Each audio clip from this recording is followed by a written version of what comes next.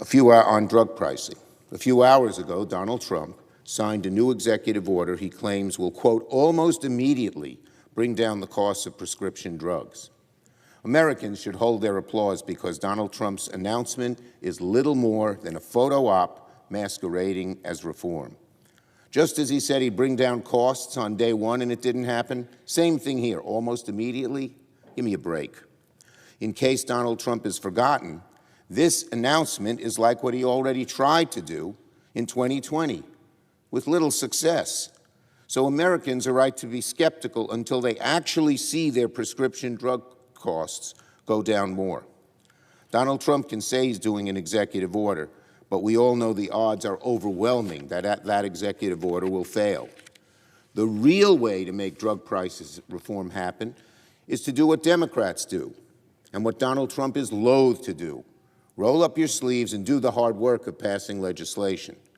That's what we did. That's why insulin's $35 for senior citizens. That's why 20 of the most widely used drugs prices have plummeted because we've negotiated with Medicare.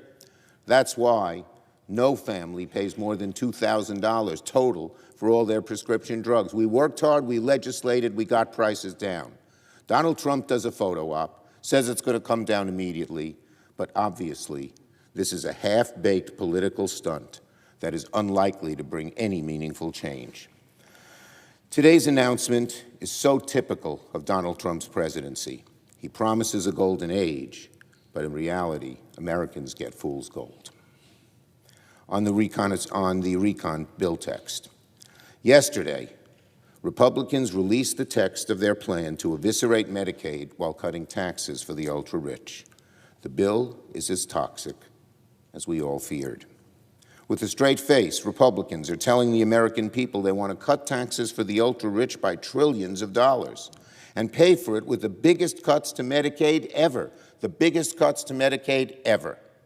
If this bill becomes law, nearly 14 million Americans will lose their health insurance. Again, the biggest cut to Medicaid in American history. 14 million people losing their health insurance. Hospital after hospital will have to lay off tens of thousands of workers. Many of them may be forced to close, particularly in rural areas. Republicans promised for months they would protect Medicaid, but now Americans know the truth. Republicans never intended to keep that promise, and this confirms it. Almost 14 million Americans lose insurance. Millions more see their premiums go up. Hospitals from one end of America to the other will close. Thousands will lose their jobs. Millions will lose their access to health care. Kids will suffer, seniors suffer, healthcare workers lose their jobs. Americans with disabilities get hurt. Rural Americans are left to fend for themselves. Hospitals and nursing homes will shutter. States will scramble with their budgets. American families are left out to dry. And why? Tax cuts for the billionaires. That's what happens when Project 2025 takes over the Republican mainstream. But the cruelness doesn't stop there. Later today, we also expect Republicans to unveil their plan to cut SNAP, which feeds about 40 million Americans in need. If the Republicans are to be believed, Republicans plan to cut federal food assistance by hundreds of billions. That's, if the reports are to be believed, that's what the Republicans plan to do. Kids will go hungry. Parents will suffer. I just got back from Buffalo and Albany in upstate New York, meeting with food banks and religious leaders, church leaders who are on the front lines of the fight against hunger. The priests and nuns I met spoke of the obligation that Scripture imparts on us to feed the hungry, to give drink to the thirsty. But right now, Republicans want to rob the least of our neighbors to make it better for those at the top. SNAP should not be a partisan issue. It should not be a political issue. It's a moral question.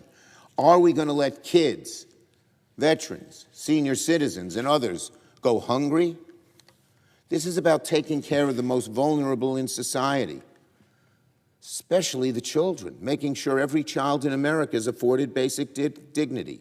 If a kid goes to bed hungry, They can't learn the next morning in school. They can't get along with their friends. They're off to an awful start. So SNAP has been one of the great things that America has done until now in a bipartisan way, but not with these MAGA people running the show and not with the Republicans here in the Senate and in the House being supine to what they know is wrong and vicious and mean and counterproductive. I urge House Republicans to oppose these devastating cuts to SNAP, particularly those New York Republicans whose constituents I've met over the past couple of weeks. I was in or near the districts of 2 of them today, and the outrage against what they might do was palpable. Given the narrow margins in the House, these swing districts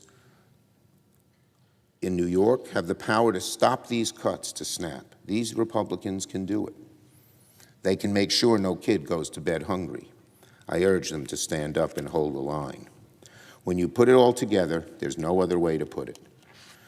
This bill is a grotesque betrayal of working and middle-class families. And a few moments ago, Republicans released their next phase of their plan, hiking taxes on electricity and raising energy costs for seniors and families. Republicans are so captured by the hard-right ideology that they're willing to cede America's energy future to China and tank domestic industries that will need to keep energy costs low in the future. Not a single Senate Democrat will support this destructive piece of legislation. Instead of calling this one big beautiful bill, Republicans should tell the truth. This bill is a big fat grift, and it's the American people who are getting ripped off. Finally, I want to say a little about last week. There are those on the other side of the aisle now shedding crocodile tears that last week the minority asserted its right not to proceed to a bill that has 0 legislative text. Imagine, they said, the nerve of the Democrats not voting for a bill when there's no text. How crazy can they be? We asserted our rights very simply to continue the legislative process, to allow time to reach agreement. The majority, in an act of political stubbornness, but also stupidity, asked people to vote on a bill they had never seen. They tried to force a vote before senators even had text to know what they were voting on. And then they get upset that we all voted no? They shouldn't be surprised. Least of all, my good friend, the Republican leader, who said in his first speech as majority leader, said, "One of my priorities as leader will be to ensure that the Senate stays the Senate." Well, in the Senate, we've always had to text a bill before we vote on it.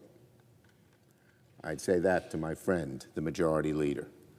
Democrats were perfectly appropriate, fair, and correct in asserting our rights. If this Senate is to work, the majority must allow it to work. Yield the floor.